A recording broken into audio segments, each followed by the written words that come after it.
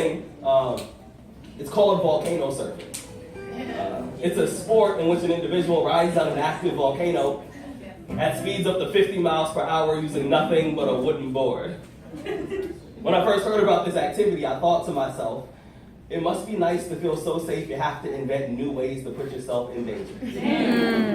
When the body thinks it may be swallowing its last breath, the adrenal glands release hormones into the blood. The skin becomes a cocktail of sweat and fear. The heart gets claustrophobic. It pounds against the chest like it needs to see what's on the other side. The lungs become newlyweds holding hands in a crashing airplane. This is called an adrenaline rush. I was about 18 when I started driving.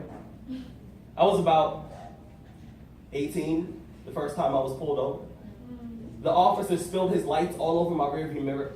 He splashed out of his car with his hand already on his weapon. He looked at me the way a tsunami looks at a beach house, and I could tell that he's the kind of man who brings a gun to a food fight. He called me son, and I thought to myself, that's an interesting way of pronouncing boy. He asked for my license, registration, wants to know what I'm doing in this neighborhood, if the car is stolen, if I have any drugs, and most days, y'all, I know how to grab my voice by the handle. I know how to swing it like a hammer, but instead, I picked it up like a shard of glass, scared of what might happen if I didn't hold on to it carefully, because I know that this much melanin, that uniform, is a plot line to a film that can easily end with the chalk outline baptism.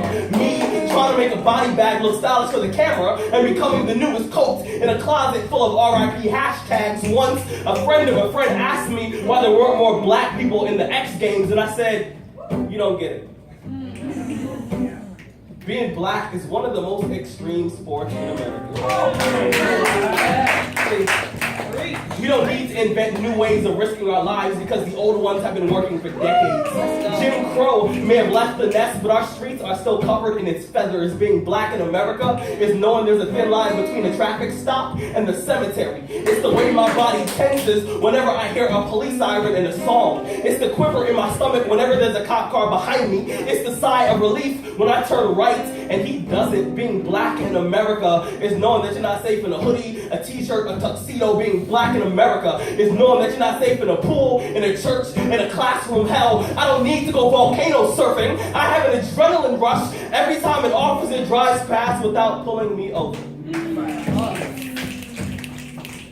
And I realize I'm gonna make it home safe.